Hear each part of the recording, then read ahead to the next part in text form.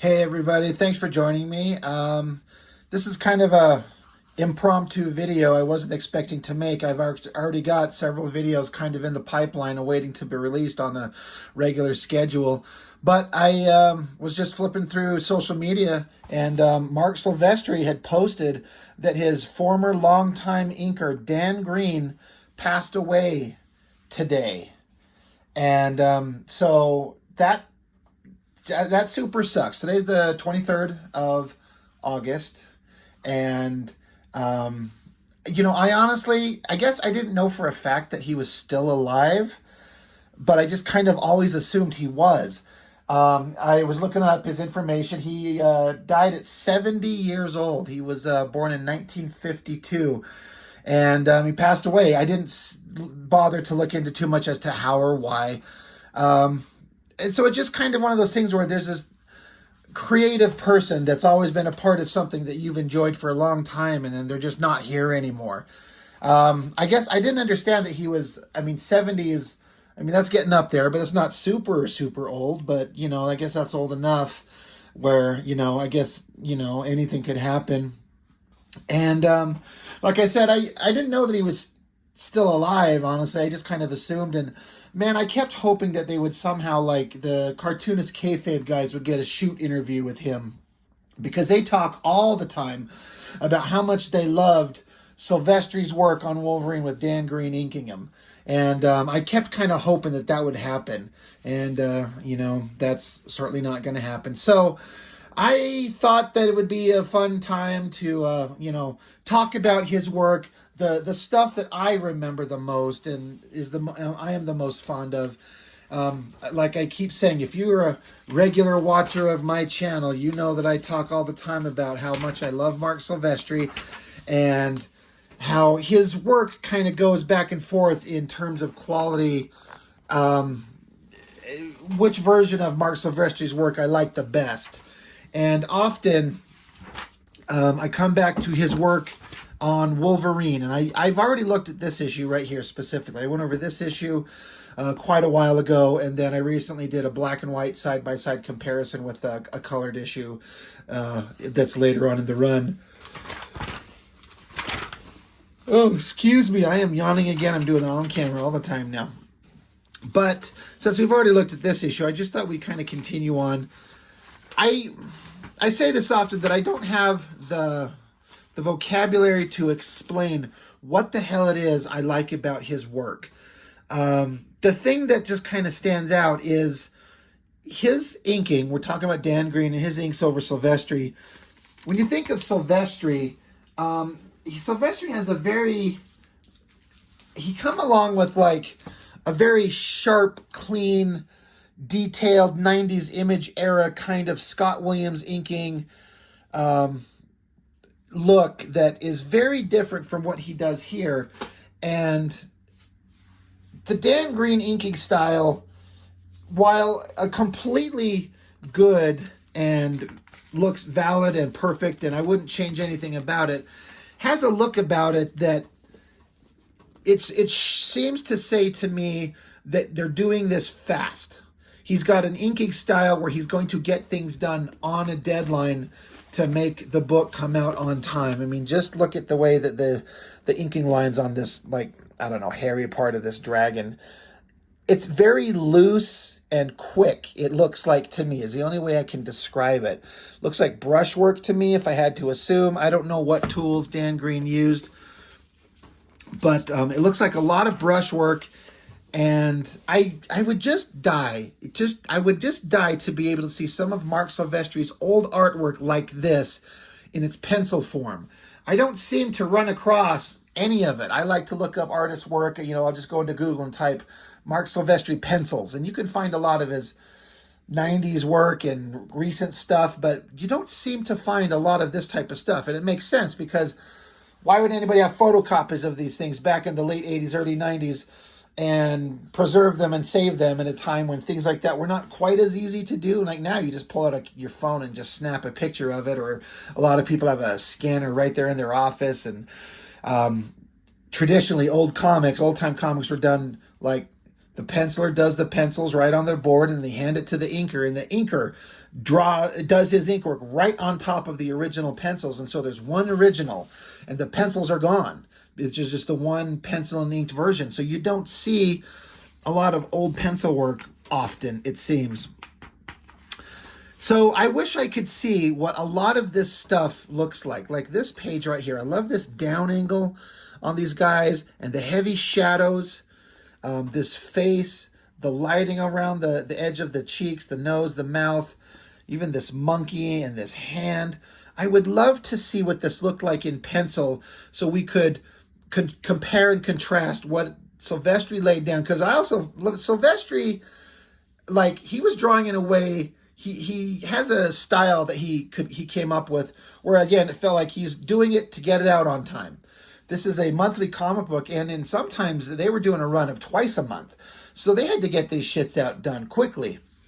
And, you know, you look at this hand, like, look at this simple little chunky line. Like, to get a brush, I'm going to get one of mine. Like, this is, no, yep. This brush right here is one that I've been using recently. And it's a little bit smaller tip than a normal, like, it's not a good brush, it's a cheap shit brush, but it's holding a point just really well these days, so I use it for the inking that I'm doing. But, you know, it looks like to me, like, however this was penciled, you know, this brush was brought along, and he just does, like, a quick dash like that, and then quick line, and it's just a couple of quick lines to just get this done. And then you blacken in, do a couple little bobbles up and down to get this feathering look, and just a couple little quick dashes out like that to get that motion lines going on. Like, you can see the brushwork in these black lines. Like, these are not very sharp, exact, precise lines here. They look like they were done very fast. But when you just kind of get done and you step back from it all and you look at it, to me, as an artist that I draw and I do this stuff and I can kind of speak to it on some level, even if I don't do it professionally, I get it. I am constantly penciling and inking. I still do shit by hand. I feel like I'm part of a dying breed. Everyone I know has gone digital. I don't know anybody else that I know in my personal circle that does comics that still does it on paper, with pencil and ink. Everyone goes digital, and I get it. But, like, I'm working on stuff right here, you know. I've got my own stuff in progress. I got to tighten these up. I'm going to ink them. So I get what they're doing. And it just looks like a quick art style, an inking style, penciling and inking style from Silvestri and Dan Green to move through their pages with speed to get the books out on time. And often that it kind of translates into compromised work. It's not their best. And maybe Silvestri would say he's not doing his best pencils. You know, if he was given time to draw it the way he really wanted to, maybe it would look different. But there's something to be said for what come out. It may not be perfect to him, but it's perfect to me. I love this shot right here. This fucking whoever this guy is with the spider tattoo, his hands. It's like Silvestri's pencils, and then you give him a different inker. I think Silvestri looks almost as good with Joe Weems inking him. That's one of my favorite inkers to work on top of Silvestri specifically. And Joe Weems does a very tight, thick, sharp, clean inking style that does not look like this at all. If we could see Silvestri's pencils and then look at Dan Green's inks here and then have Joe Weems ink it, it would look drastically different. And both look good, but this combination of Silvestri and Dan Green and what they come up with, it feels like Silvestri, again, this is me guessing, but when you draw, I got to sharpen this pencil real quick. For example, when you're drawing somebody or something, I'm trying to like look at something here to use as an example. Like, say this guy right here, you know, you throw down the rough sketch of what you probably do these in thumbnails first, and then you do like a like a stick figure. You kind of figure out you want his shoulders here. Then you're gonna have his body, his hand coming up with the hand holding this bundle of flowers that is holding a sword, and then you've got his hand coming back here. You just kind of like shoulder, elbow, hand, and you just get the basic gestures of what you want. And you got your border, and then once you get that, often you can just come, and then you start figuring out, you like refining that figure. And I'm sorry, my camera's shaking. I got to come up with a different place to mount this camera. It's not mounted to this table, so when I shake it, it's got the camera shake.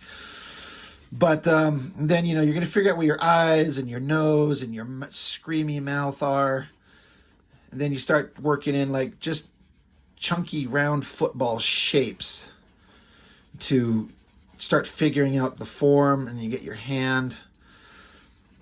And I'm sorry, I didn't mean this to turn into like a drawing thing of me, but I'm just trying to like illustrate an example. This guy's wild hair.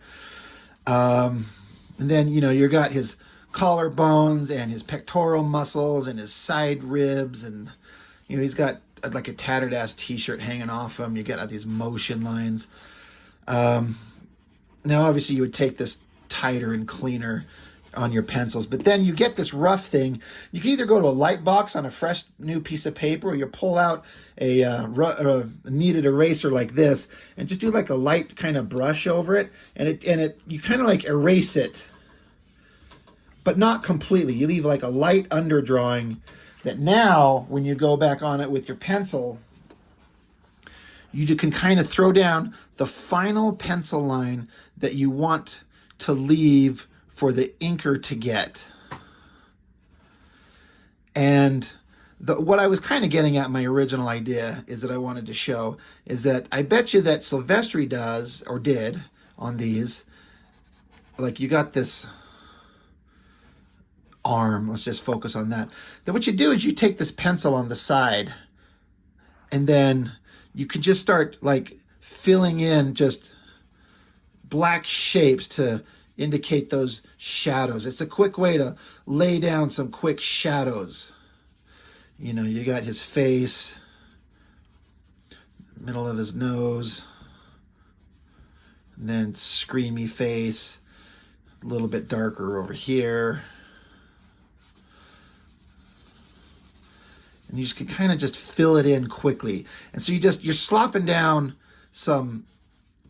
you lay that side of that pencil down,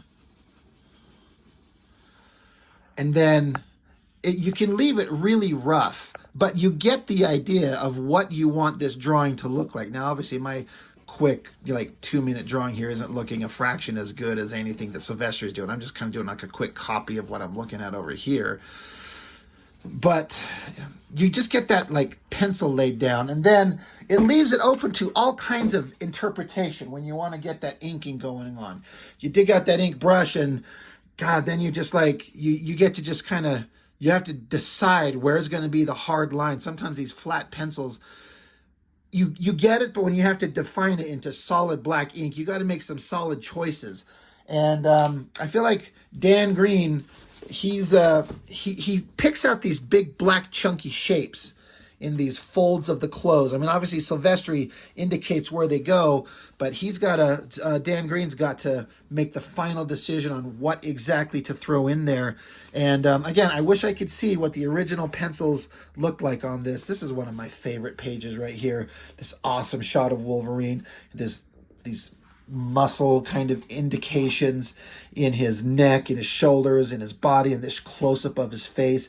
Again, all of these lines, if I could show you, I wish I had some black and white artwork. I'm trying to think if I've got anything, if I would have thought about this. I wish I could pull out some inking examples of some tighter, cleaner, sharper, crisper lines that a Scott Williams or a Joe Weems would do, as compared to these very quick, organic, loose lines. But they work so well. Like, look at this. Wolverine sneaks up to a door, and he's listening, and this guy stabs through the door and stabs Wolverine. He hits him. So Wolverine chops his hand out, busts through the door, roaring at him, growling at him, looking awesome with that sword coming out of him. I love the exploding debris. Like, it's just kind of like random, like pointy shapes that you kind of have to just get pointing in the right direction and put some shadows in there. Like, it looks simple. I call it deceptively simple. It might look simple, but you have to really know what you're doing to make something that simple work. And once you kind of figure out the secret code to it, I think the upside is that you can start moving through your pages pretty quickly. And then this is like Wolverine. He got stabbed. I think he's poisoned. He's on the ground. He's out. They assume he's dead, but then he's in like this mental, like, he's basically like dreaming. He's maybe almost crossing into the afterlife. He sees Jean Grey. I believe at this point she's dead. So he's seeing her. But I hope any of this is making sense, where the way his ink line is this quick, loose look. This look on her face is so good. It's interesting the way that he indicates that mouth with just kind of a few lines at the top and the sides and the bottom. And it works perfectly. And then doing these flowing lines for the hair. Like, they got to get through these pages. They got to go through them fast. You got to get the book out on time. It seems to me like the best way to get consistent work. Now, this is Silvestri on Wolverine. Like, this was a high-selling book as far as I understand it. But if you're the guy holding up the line and not making the books come out on time, the best thing you can do is be the guy that makes the work come out on time. It's consistent. John Romita Jr. talks a lot about his art style being the deadline style, meaning whatever gets done on time, that's the style. So I think these guys kind of stumbled onto the same thing. I always love this cover, this hand. Even the colored version is it's like two colors, like the background, maybe two or three colors, but I'm trying to remember, like some reds and yellows of his hand coming out of the ground. This shot of him buried there, they're going to bury him because they assume he's dead. So just a lot more of the same. I just want to look at his work here. I love this shot of like graveyard scenes with these like tombstones. Just you see the top indications of them, and then they just kind of like crosshatch out, fading out into like a misty, kind of foggy lower part.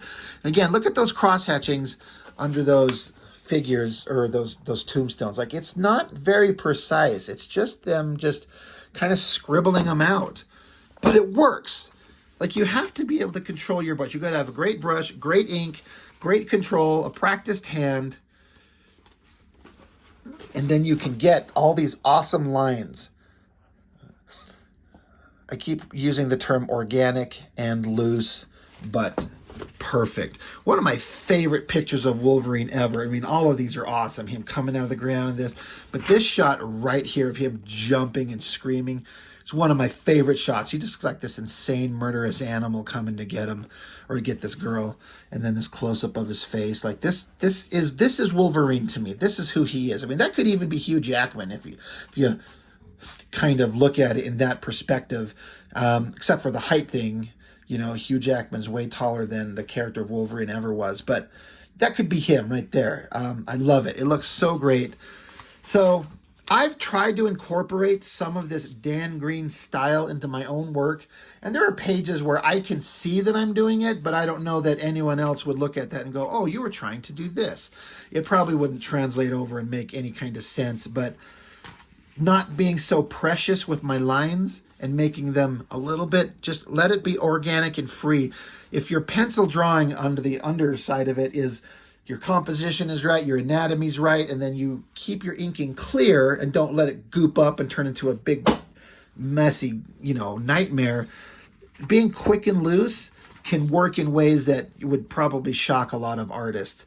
But again, I'm doing kind of a unique thing in that I am still working on paper with regular ink. Like, I just went out shopping the other day and just picked up another brand new bottle. I got this one, which I didn't open too long ago. It's about a third of the way empty. And I'm like, when I'm at the art store, I'm just like, I don't need it yet, but I want a backup ready to go. And I love having this stuff. And it's not cheap. I mean, it's $9 a bottle. I mean, it's not horrible, but this is the best stuff that I ever found. Dr. Phil Martin's Black Star Waterproof Indie ink in the matte. That's the stuff. That's the stuff you want, in my opinion. I love all this action, the shadows. It's almost got like a Mignola kind of heavy shadow, black chunky shapes to separate these figures up front with a light background. And I say that in a complimentary way, where if Silvestri's kind of taking that approach. Silvestri doesn't do a lot of shadows like this anymore, where it's just heavy shadows. He does a lot of cross-hatchy stuff, and it all works. It looks fine. He's just moved on to a different style, and this stuff, I think, just looks... I kind of go back and forth between it being the best version of him. It's just this great wilderness scene, rocks and trees and a lake and mountains in the distance. All this stuff looks so good. You could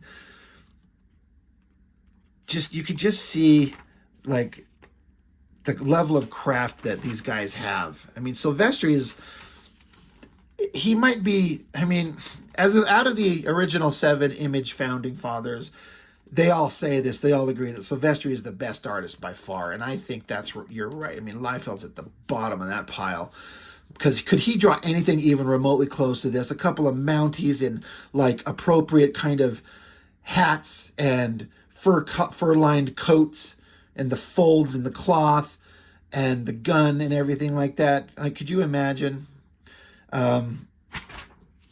But he's the best artist. He's so well-rounded and so learned and so technically proficient. And then just, again, the combination of Dan Green inking him just was the greatest combination. I love this muscly body and the pectorals and the shoulder muscles and all this stuff. It's not extremely realistic, but it's also an exaggeration. It looks awesome. It looks so great. So I don't know if I've got anything more to say that's of any real interest.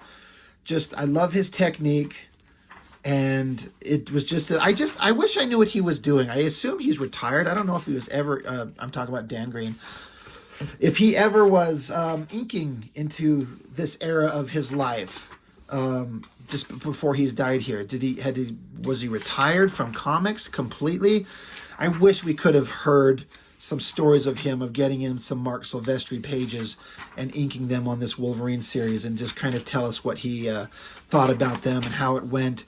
I believe I saw a comment made, I think in one of the Cartoonist Kayfabe videos. I think he chimed in on one of the comment sections when they were talking about him, and he was appreciative that they recognized his work and brought up his name, as so often inkers get forgotten, get passed over. Like, it's always the penciler. Jim Lee drew it. Like, I mean, I guess Jim Lee's a little different because everyone knows Jim Lee, Scott Williams. They're a team, but often it's Jim Lee. He's the artist. Or it's Marc Silvestri. He's the artist. But who inked him? Who cares? Except for the creatives, the people who make the shit and appreciate the creative craft of making these books.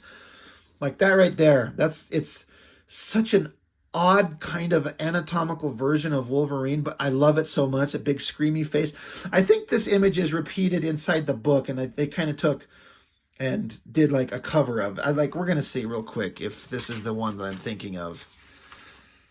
Maybe.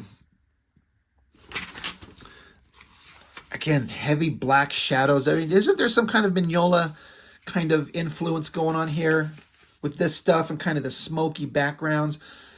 I know Mignola was drawing at this point. I wonder if these guys saw him, were like inspired by him, or if Mignola was inspired by these guys or Silvestri here. There's that. It's kind of like the cover that I was talking about, but just flipped with instead of, you got Wolverine on top and Lady Deathstrike, which Silvestri drew always this creepy version of Lady Deathstrike, but I love it. But then they were kind of swapped. I love this shot of Wolverine hunkered over, big upper body, kind of crouched down with his legs. So weird, so great.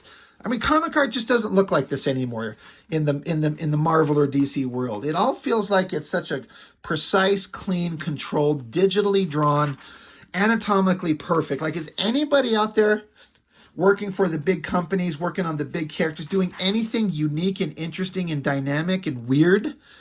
I know there's some stuff going on, like you can find Kickstarters with guys doing it, and people, in indie comics world doing some unique stuff. But even Liefeld, for as much as I get pissed off at his crappy artwork, especially his old stuff, the stuff that I like. It's so odd, but so energetic and so dynamic and so weird. Like it made him stand out. As for as much as a lot of us want to kind of down on him, he had something strange and weird and unique that made him stand out, and people responded to it, myself included. And I feel like you don't see stuff like this anymore. I don't get excited by anything coming out from the big publishers. I follow a lot of artists, and there's a lot of amazing stuff being done, but I mean, maybe it's just because I'm old and I'm just not interested in the same kind of stuff anymore. I don't know. Excuse me. But the thing is that I want to be excited to pick up a book again and be like, look at this great artist. Look at the work he's doing. Look at the story they're telling. I remember getting so excited, like, oh my God, I can't wait. This next issue of this book is coming out. And, I'm putting myself out there. I have my next book on order. I get the proof copy of book 5 of my He-Man fan comic. I got a notification in my mail today that it's being shipped out and it's due to arrive Thursday. So today's Tuesday. So in 2 days, I'm going to have that. As soon as I get it, I'm going to sit down and do a quick flip through it. So I'm putting my work out there. I'm trying to show what I do. I'm hoping that I am making something that excites people. The few fans that I have that have picked up my works, I've gotten some very complimentary responses from people. And my YouTube channel has actually generated a few people picking up copies of my book. So I'm extremely happy and generous, or I'm happy that you guys are being so generous and kind of jumping on board with my own little independent works. But again, not to make this about me, but I'm talking about artists that work on paper and an inker and a unique thing that looks great, like Dan Green with Marc Silvestri. And I want to see more of it, and there's just not a lot out there that just excites me anymore. It's just kind of frustrating. Look at that creepy, weird robot Wolverine shot. That looks so awesome. Yeah, I wish that there would have been like a combination of Silvestri and Dan Green inking together again, just one more time, just one thing. It would have been so neat. Oh, look at this upshot. God, that looks so cool right there. The lighting on the nose and the mouth and everything. It looks so cool. Another kind of almost repeat of the same thing. But like the understanding of the lighting and the anatomy is so good. So anyway, I mean, that's enough. We've done enough of a quick flip through of this book. I've been meaning to go through this thing ever since I started my channel. I mean, I did one little small chapter of it. I meant to go through the rest of it, but why not? God, this is a great issue right here. This Wolverine and Cable guest starring.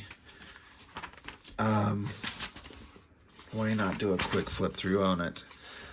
This is one of the best ones. I think this looks really good. I mean, I am right. Dan Green inks. Yep, he's still doing all the inks on this stuff. Silvestri as just something. I know I've gone over it. This picture of Wolverine looks so great. Or, sorry, Sabretooth. And then the smiling kind of evil look. But so many of these images, especially in this book, this issue specifically, this Sabretooth charging at him, that screamy face, I copied into my first comic I ever made. I had a bad guy that was basically Sabretooth. Very unique looking Cable. But anyway, back to the original point.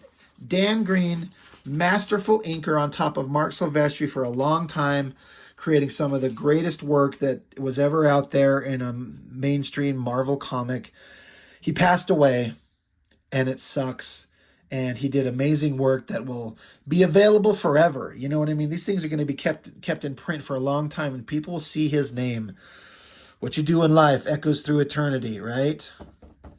And he'll have a name that's out there connected with one of the biggest artists in comics and known as one of the best runs of art ever done, in my opinion, and I think most people's opinion too.